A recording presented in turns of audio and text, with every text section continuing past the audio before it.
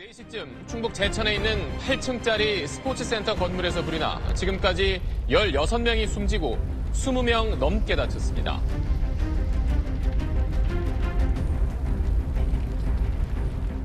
네, 어제 오후 서울 강동구의 한 다세대 주택에서 불이 나서 어린아이 3명이 목숨을 잃었습니다. 네, 이 같은 상황은 외할머니 댁에 놀러 왔다가 어른이 잠시 외출한 사이에 벌어진 터라 안타까움을 더하고 있습니다.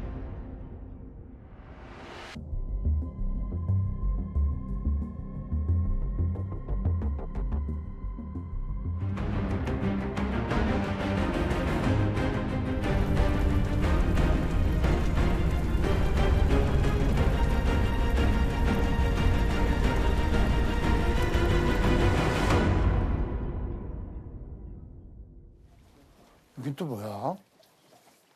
여기 제가 보기에 물레방아 돌아가는 거 보니까 이게 뭔가 여기 좀 높으신- 고위직이십니다.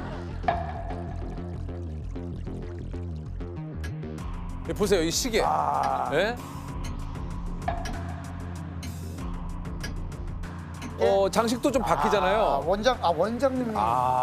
이게 또, 역시 내 예상이 맞았네. 원장님이신가 봐요.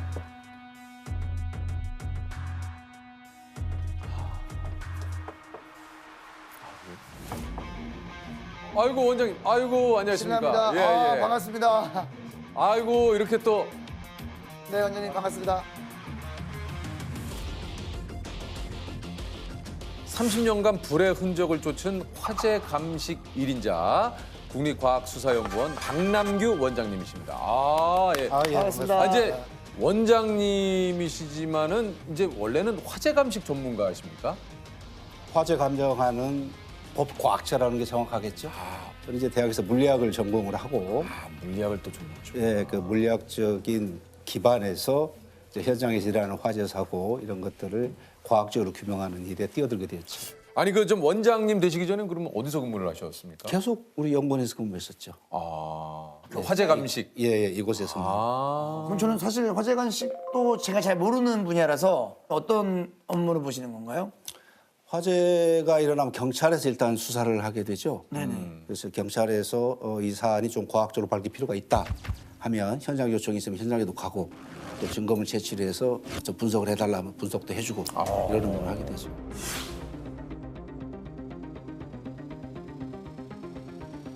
자연적인 화재인지 아니면 누군가의 방화인지 뭐 이런 것도 다. 방화인지 예, 이게 뭐 어디에서 불이 불이 나는 시작됐는지 시점이 예. 어딘지. 그렇죠. 그다음에 누구의 잘못에 의해서 불이 났는지 근데 피해는 그게 왜 생겼는지 안에서 검사를 해보면 이게 대충 그런 게 나옵니까? 나올 때도 있고요. 불이라는 게 타서 없어지는 거잖아요. 네. 그러다 보니까 증거가 소멸되니까 이제 외곽부터 해서 이제 그 연소의 전체 흐름 이런 좀 보고 발화가 된 원인이 될 만한 게 뭐가 있겠나 그런 것들을 차차차차 좁혀 들어가는 거죠. 그렇군요. 정말 수많은 현장을 가보셨겠어요, 원장님? 네, 그렇습니다. 어떤 현장을 이렇게 좀 가보셨나요? 제가 기억이 나는데 아침에 그때가 아마 노무현 대통령이 취임식이 얼마 안 남았을 때예요. 네. 여의도 국회의사당에서 그래서 제가 취임식 그때는 이제 실무자니까 요원 준비원으로 뽑혀가지고 차 타고 여의도로 가는 중이었죠. 가다가 5분쯤 갔는데 연구원에서 전화가 와서 빨리 내려라, 하차해라, 되돌아와라. 큰 화재가 발생을 했다. 그래서 가봤더니 그게 그날 아침에 이제 대구지하철 화재가 시작됐던 거죠.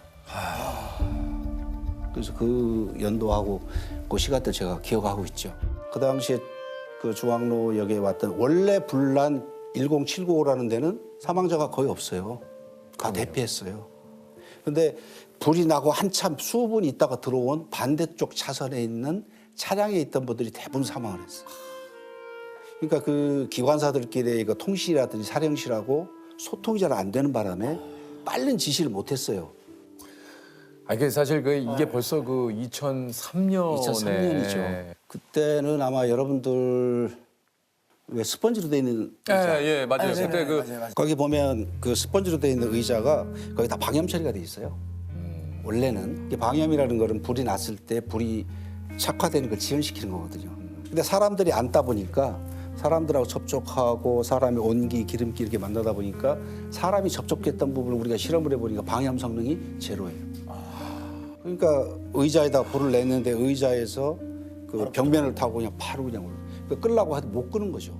워낙 세니까. 사령실하고 교신이 부적절하고 미흡했어요. 그러다 보니까 그 안에 있는 승객에 대한 대피 명령, 비상 조치들을 할 수가 없었죠. 반대쪽에서 오는 기차는 그 상황을 알았으면 지금 불이 났고, 근데 그 상황을 몰랐죠. 이게 어디에서 불난 건지.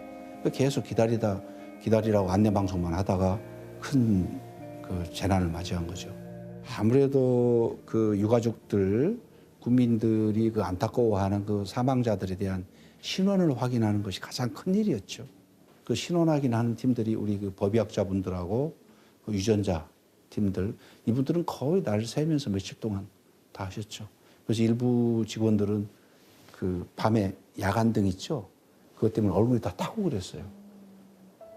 화상도 입고. 야간등 때문에. 예. 그래서 끝날 때는 뭐 한 번 또 내려갔었거든요, 대구에요.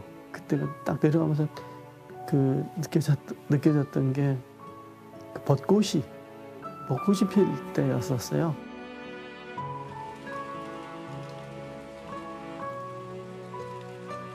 그때 이제 거의 신원 확인이 돼가지고 가족분들한테 거의 다 인도가 된 상태였었고, 그 처음 내려가면서 지나왔던 그런 것들을 이게 주마등처럼 쫙 지나가는 거예요, 이게요. 그러니까 뭐 여러 가지 이제 만감이 교차하는 그런 거였었죠. 네. 그래서 그 이후로 안타깝네요. 이제 네. 여러분들 지금 다 겪고 있겠습니다만은 우리나라 지하철은 전부 다 의자가 이제 다 타지 않는 그 금속으로 이제 바뀌었죠. 다 예. 바뀌고 쓰레기통이나 이런 것들도 전부 금속재로 좀 해놓은 상태죠. 아, 예, 참 정말 뭐 가슴 아직도 아파요. 시간이 지났지만 네. 가슴이 아프고 안타까운 화제였습니다. 최근에는 이제 제천 스포츠센터 아, 예. 방화가 됐든 실화가 됐든 불이 나는 건 우리 사회에서 어쩔 수 없습니다. 어느 나라든 아무리 선진국이라도 불이 안 날 수는 없습니다. 근데 제가 안타까워하는 것은 불이 났을 때 대처 방법이 나라별로나 어떤 그 국가에서 주도하는 거에 따라서 또 사회에서 담고 있는 시스템에 따라서 너무 격차가 난다는 거죠. 우리 업무 끝나고 생맥주 한잔 하러 가실 수 있잖아요. 그렇죠. 대부분 다 이제 비상구가 있어요. 네. 그럼 비상구 한번 열어봅시다. 내지는 비상구 어디입니까? 그러면 종업원들이 어디서 오셨어요? 소방서에서 오셨어요? 이렇게 한단 말이에요. 제가 그게 가슴이 아팠어요. 빨리 우리나라가 그 대피나 이런 것들이 자연스럽게 되려면 비상구로 물어보면 제가 미리 말씀드렸어야 되는데 말씀을 못 드렸습니다. 여기 비상구 맞습니다. 열어봐 드릴까요? 이게 돼야 불이 나더라도 사람 인명피해가 없어야죠. 그러니까 여러분들이 가정에서는 주로 전기나 이런 거 사용하는 데서는 먼지가 쌓이면 쌓이지 않게 한다든지 좀 덜 쌓이게 좀 보호를 한다든지, 그다음에 가스레인지나 주방 이런 데서는 행주나 이런 걸 좀 멀리 하는 습관을 갖는다든지, 나갈 때 필요 없는 전기 다 뽑는 습관이 좀 생기고. 혹시 그거는 어떻게 생각하세요? 향초 집에서 많이 쓰잖아요. 네네. 향초를 좀 켜고 생활하는 거는 그래도 위험한 거 아닙니까? 잘 때는 꺼야죠. 잘 당연한 얘기 좀. 제가 뭐 안 껐다는 게 아니라 향초 켜고 좀 이따 그러면 안 꺼야지 하다가 된다는 잠들어 버리는 얘기예요. 경우가 안 있어요. 된다는 얘기예요. 향초 같은 경우는 이제 잠잘 때 이제 넘어지고 하는 방법이 없는 거죠. 그런 게 약간 그 살짝 무슨 뭐 커튼에 이렇게 그렇죠. 맞아요. 붙는다든가. 무의식 중에 자기가 문을 열고 닫고 나갔다. 그 문 열고 닫고 나가는 사이에 바람이 생기잖아요. 그러니까요. 그 바람 때문에 불꽃이 길어질 수도 있어요. 혹시 모를 일을 대비해서 좀 가족용 소화기라든가 네네. 차량용 소화기. 저도 그런 항상 것들 좀- 구비해 놓고 있어요. 네, 그런 거 좀 구비해 놓으시면 제가 도움이 될 것 같아요. 전문가는 아니겠지만 그 소화기를 구비만 하시면 안 되고 쓰기 좋은 데다 놔야 돼요. 맞아요. 근데 대부분 가정에서 이제 보기 싫다고 해서 잘 안 보이는 데 창고나. 놓는다든지, 여러분들 그 차량용 소화기 트렁크 안쪽 트렁크 보관함 맨 밑에 놓는다든지, 불났을 때 어떻게 찾아요? 손 닿는 곳에, 손 닿는 곳에. 혹시 그저 뭐 이런 그 일을 좀 많이 하시다 보면 본인 스스로도 좀 이렇게 약간의 그런 좀 그 트라우마라고 할까요? 뭐 또 좀 그런 것도 좀 생기실 수도 있을 것 같아요. 아무래도 지금은 제가 현장을 안 나가지만 그 실무자 때는 저도 어린 아기를 키우고 있을 때에 화재 현장에서 그 어린 아이들이 본인의 의지와 관계없이 불이 나서 목숨을 잃었을 때, 그때는 차마 현장에서도 그렇고 조사를 하면서도 거의 그 평상심을 유지하기 어려운 경우도 있었죠. 그런 경우가 제일 힘들죠. 그러니까요. 그다음에 이제 그런 아이들이 더군다나 대피로를 찾아서 피난도 찾아서 어떤 구석에 가서 이렇게 특히 몇 명 어린이들이 이렇게 뭐 이렇게 뭉쳐 있어서 더 이상 못 나가고 이제 한계를 맞이했을 때 그거는 정말 보지 않은 사람들은 그 아픔을 알 수가 없죠.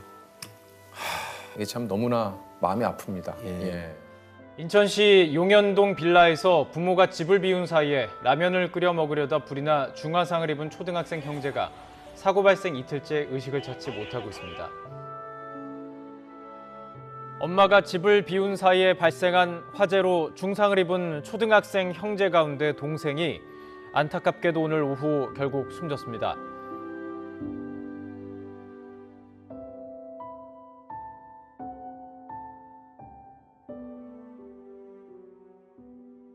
아무래도 이게 좀 그 위험에 노출되는 일도 좀 많으실 것 같아요. 많죠. 우선은 건물이 이제 쓰러질 정도가 되지 않는지 또 전기가 지금 살아서 우리가 만졌을 때 감전될 위험은 없는지. 가스가 뭐 터질 만한 게 없는지 이제 그런 것들 주로 보게 되는데요. 저 같은 경우에는 이제 사찰 화재 이런 경우에 나갔다 한번 크게 놀란 적이 있었는데 네. 아시다시피 사찰이라는 것이 전부 그 나무로 된 나무죠. 구조입니다. 네. 그게 시커멓게 타 있으니까 어느 정도 탄지를 모르고 그 위로 걷다가 그게 무너지는 바람에 제가 밑으로 한 1, 2m를 떨어진 적이 있어요. 1~2m를요? 예. 근데 다행히 내려가다 다음 나무에 걸려서 옷만 많이 찢어지고 이제 그런 적이 있었는데 그 다음에 이 구조물 같은데 못들이 나와 있으니까 그걸 이제 모르고 가다가 이제 이 머리 찢기는 일들이 좀 많고요. 지금은 이제 안전모나 이런 장구들을 잘 하기 때문에 그런 염려는 없습니다. 혹시 그걸 한번 여쭤보고 싶네요. 원장님이 되시고 좀 자주 하시는 말은 뭐가 있어요? 원장이 되고 나서는 좀 우리 직원들이 듣기엔 잔소리겠죠. 뭡니까? 지금 이제 감정에 대해서는 저 품질 좀 높이자. 그다음에 우리 실력을 높이기 위해서 공부를 좀 더 하자. 뭐 이런 얘기. 왜냐하면 대한민국의 최고의 그 감정 기관이라고 우리가 자부를 하고 있는데 대한민국의 최고는 곧 세계의 최고가 돼야 된다. 어떤 세계에다 우리가 의지할 때가 없을 만큼 우리가 성장을 했다고 보기 때문에 이제는 품질을 좀 높여가는 쪽으로 그렇게 유도를 하자. 하고 있습니다. 예.